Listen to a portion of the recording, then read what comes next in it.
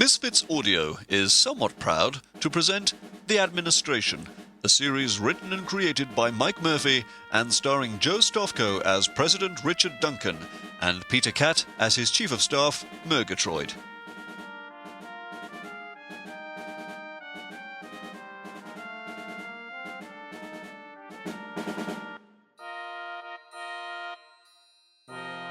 Episode 9 is entitled First Lady Sings the Blues. Come in, Mergatroid. Good morning, Mergatroid. You're not Mergatroid. Perceptive, as always, sir. Mergatroid always gives me my daily briefing. What are you doing here, Mr. Narrator? Understudying. I'm sorry? I am Mr. Mergatroid's understudy. You are? I had no idea.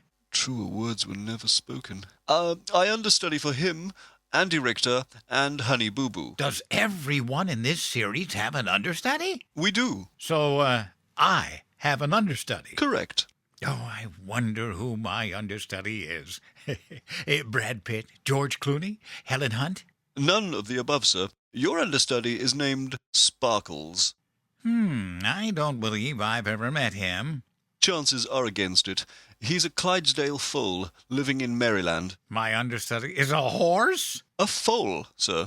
I'm not sure how I feel about that. Sparkles is a very strong, very masculine equine. Well, that's okay then. Where is Mergatroid this morning? The First Lady requested his presence. Ah, my Dorothy. So loving, so caring. You don't know the half of it. Is she asked to see him? She said it was the matter of the utmost importance. Ah, that little devil. You know? Of course. My birthday is coming up next month. She's probably seeking Mergatroid's advice on my gift. Well, that jig is now up. Perhaps she's buying me some clothing. Dorothy has always considered Mergatroid to be a very good dresser. It would make sense to seek his advice. I wonder what he's wearing to this meeting with her. If he knows what's good for him. Armor.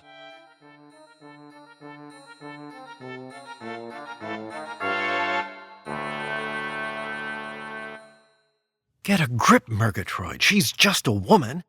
An oversexed woman, 2 decades my senior, and with all the subtlety of a throbbing wisdom tooth, but a woman. So, she finds me irresistibly attractive. Is that so hard to believe? My wife did. Why am I afraid of Dorothy Duncan? Why am I concerned about what she might try? Why am I talking to myself when we're only on page 4? Come in, Mergie. Abandon hope, all ye who enter here.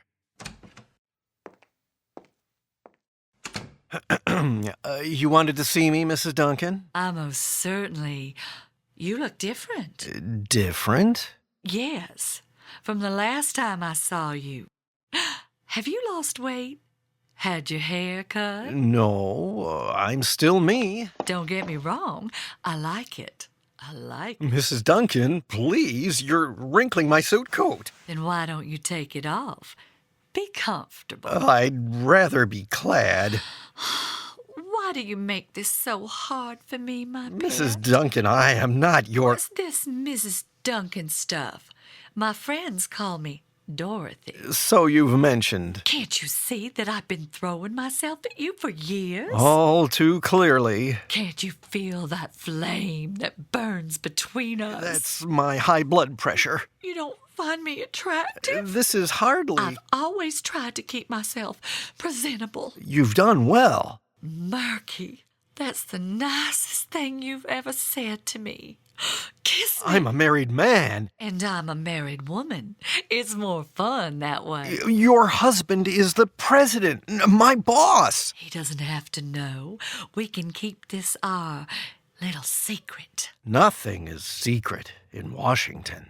Murgy, I'm disappointed. I'm sorry. Don't you think a May-December romance could work out? Mrs. Duncan. Dorothy. Lovely. Like music to my ears. I have several appointments to keep this morning. Can you please get to the point of why you wanted to see me? Oh, must it always be work with you? I'm afraid so. Why did you ask to see me? I wanted you to be the first to know. What? I'm going to ask Richard for a divorce. What? You already said that. I don't understand. Touring all those trash dumps for my anti-littering campaign has shown me that there's a big, wide, wonderful world out there that I've been missing by being married to Richard. I want to live with you. Please, not so close. Don't worry. I showered as soon as I returned from the Newark landfill. Here, smell my skin. I'd rather not. But I smell like lilacs. Don't you like lilacs? Everyone likes lilacs. Can we please get back to the divorce? If you insist. You can't ask the president for a divorce. Why not? This is America. Haven't there been divorced presidents before? Well, yes. Ronald Reagan was divorced. If it was good enough for the Gipper? But he was divorced before he became president. We've never had a president get divorced while in office. There's a first time for everything. Oh, Mergy, ravage me. Smother me with your kisses. Things I do for my country. You can't ask the president for a divorce. Why not? It will ruin your political career. I'm the First Lady. I don't have a political career. It will ruin your husband's career. It will ruin my career. Your career? How can I convince you to change your mind? I think you know how. Mergy. Scene change, please.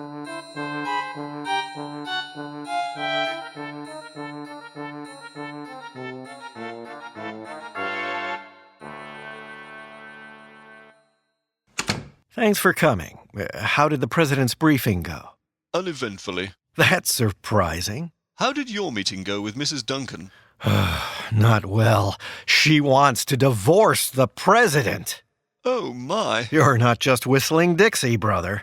Come again? In English? It doesn't matter. Is there anything that could convince her not to go through with the divorce? Only one thing.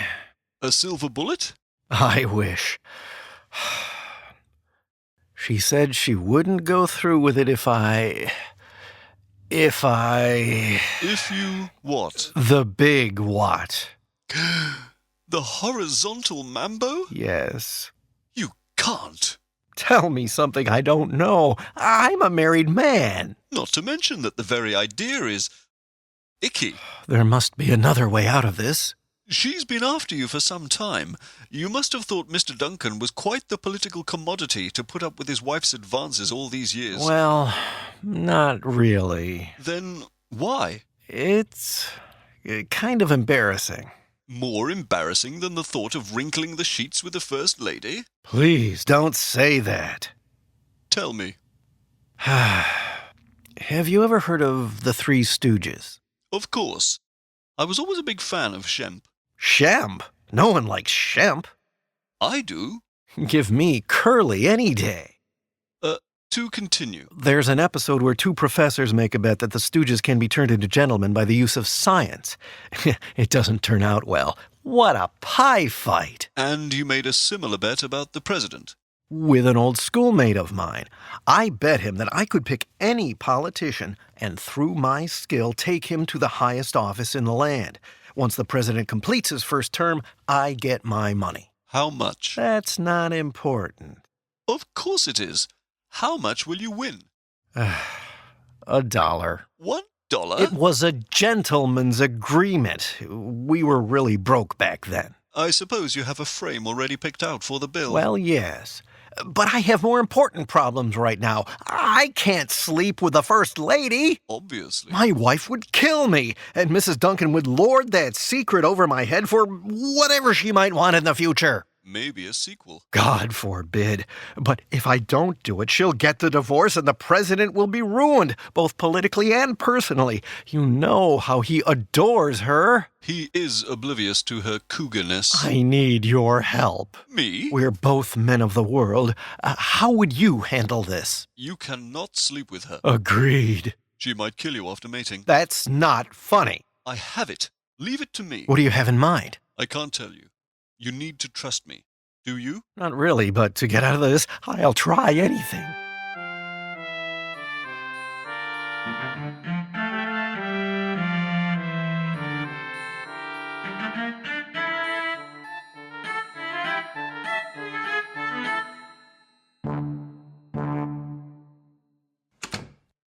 Mission, you should pardon the expression, accomplished. You're kidding.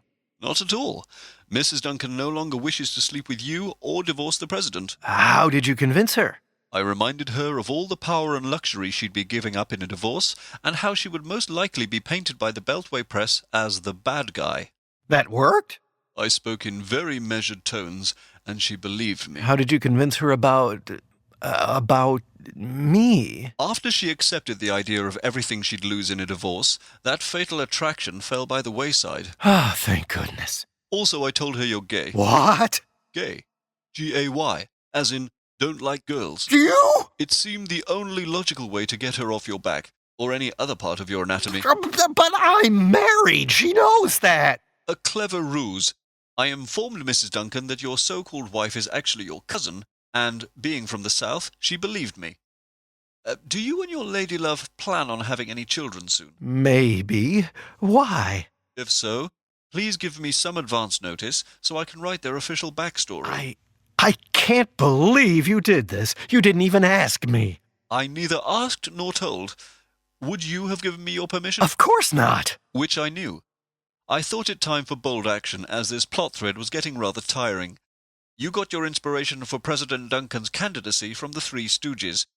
The inspiration for my tall tale came from Three's Company, or, more precisely, its far superior British predecessor, Man About the House. Well, there's no point in arguing. It's done now. I am a little concerned about the First Lady blabbing your fable around Washington. No need to worry, Mr. Mergatroid. Would Dorothy Duncan tell people of how for years she's flirted with a man who had no interest in returning her advances? I hope it worked. It should. I also gave the cougar in her a more attractive target. What do you mean? Oh, Mr. Narrator. You're the new target? No one else was available without bringing in another guest star. You're so big and strong. God bless your perception. Please say those 3 words that make every American woman swoon. Bond. James Bond. Oh, forgive me, but I must go have a little lie down. Don't worry, Mergie. Your secret is safe with me. Tick-a-lock. I don't know what to say. You took my burden upon yourself. That's the nicest thing anyone's ever done for me. Thank you. I'm a prince. She's a real cougar. Are you sure you can handle her? I believe so. Also, not being a part of the Duncan administration, my job is not on the line. I am here through the imagination of the writer. Good point.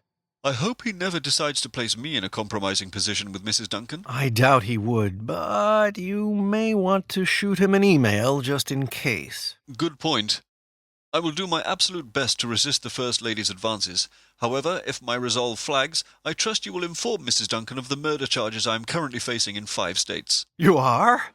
Work with me, Mr. Mergatroid. Work with me. Misfits Audio has presented Episode 9 of The Administration. First Lady Sings the Blues. The series is written, created, and produced by Mike Murphy. It stars Joe STOFKO as Richard Duncan and Peter KATT as Mergatroid. Theresa Amico plays the amorous First Lady, Dorothy Duncan. The assistant producer was Captain John Tadrzak. Post-production was accomplished by Daniel Krempa. Original music was composed and performed by Sam Wu. Please visit his website at the61.com/Sam1010. The art directors are Stephen Sash Scott and Alexa Chipman. The script editor is Arlene Osborne. The webmaster is April Sadowski. All characters portrayed in this series are, thankfully, fictitious. Any resemblance to actual persons living or dead is purely coincidental and perhaps a cause for concern.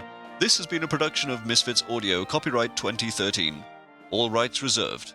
This is your narrator, Terry Cooper, speaking. Well, it certainly was a trying day. I'm sorry to hear that. Thanks, but it's nothing I can't handle.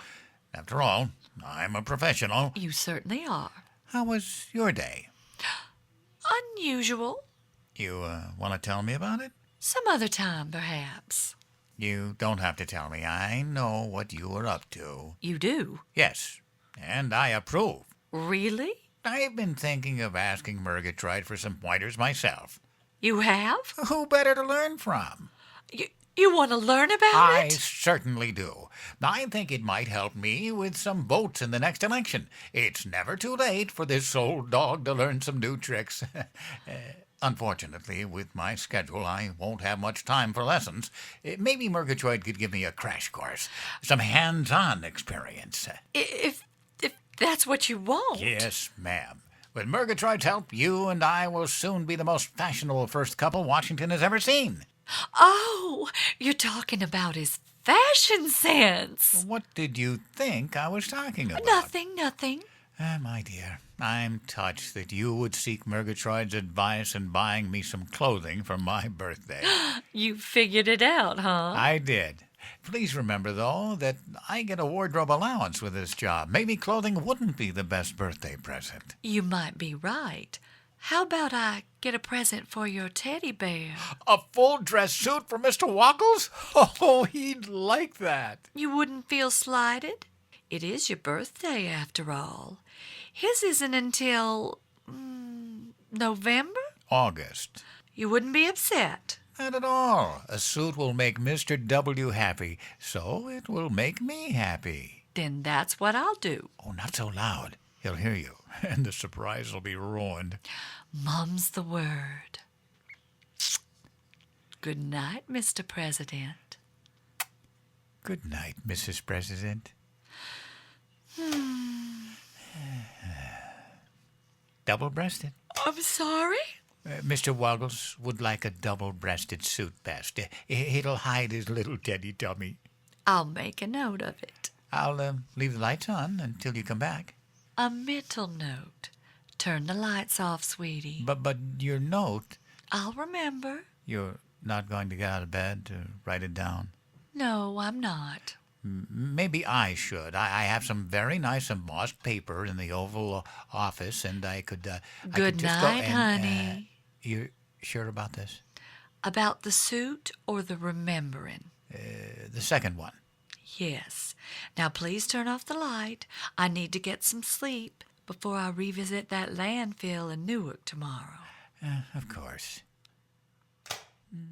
Double-breasted, double-breasted, double-breasted. Honey.